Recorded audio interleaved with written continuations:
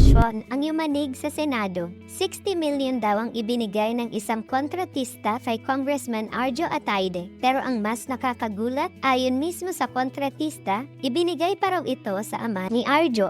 Totoo ba ito o isa lang paninira? Mainit ang usapan sa ginaganap na Senate Blue Ribbon Committee hearing nitong September 8, 2025 sa gitna ng investigasyon sa maanumalyang flood control projects ng DPWH. Muling lumutang ang pangalan ng ilang kongresista. Isa sa pinakamalaking pasabong, ang contractor na si Pacifico Curly Desgaya III na nagsabing nagpadala siya ng mga text messages sa mga opisyal na umano'y nakatanggap ng pera galing sa kanya. Pero teka, hindi lang simpleng mensahe ang usapan dito. Sa pagtatanong ni Senator Jinggoy Estrada, lumabas ang mas malalim na detalye. Hindi raw maliit ang halagang ipinapabalik na yon ng mag-asawang Curly at Sara Desgaya. Isa sa mga nabanggit na nakatanggap ng pera, si Quezon City 1st District Representative Arjo Ataide. At dito na pumutok ang balita. 60 million daw ang SOP o kickback na inaabot sa pamilya Ataide. Pero ito ba'y may ebidensya o puro salita lang? Sabi mismo ni Curly, for sample po, Congressman Arjo Ataide, bali 60 million po ang sinabi ko sa chat ko kasi iyon po ang pinapabalik ko sa kanyang pera na binigay ko sa tatay niya. Kasabay nito, ipinakita rin na may lumang litrato sina Arjo at ang mag-asawang Desgaya noong 2022. Ngunit ayon kay Arjo, iyon ay isang mabilis na hi hello at picture taking lang. Walang usapang proyekto.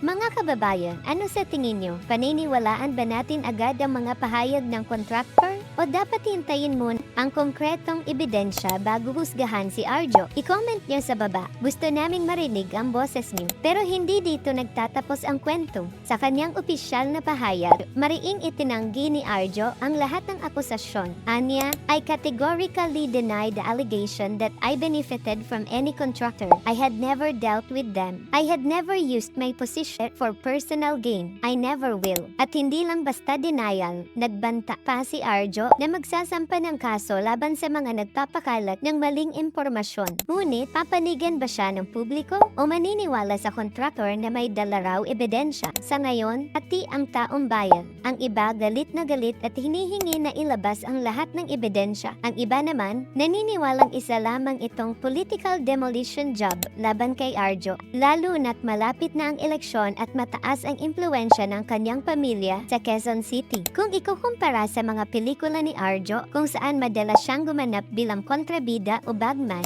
tila mas matindi ang script na ito sa tunay na buhay. Hindi na ito fiction. Ang reputasyon niya mismo ang nakataya. Habang naghihintay ang lahat ng susunod na hakbang ng Senado at ang posible paglalabas ng ebidensya mula sa kampo ni Desgaya, nananatiling malaking tanong, sino ang nagsasabi ng totoo? Kung ikaw ang huhusga, maniniwala ka ba kay Curly o kay Arjo? Iwan niyo ang inyong opinion sa comment. Tapusin natin ang usapan sa baba. At kung gusto niyo pa updated at malinaw na balita tungkol sa mga isyong ganito, huwag kalimutang i-like ang video, i-subscribe at i-on ang notification bell para lagi kang una sa scoop.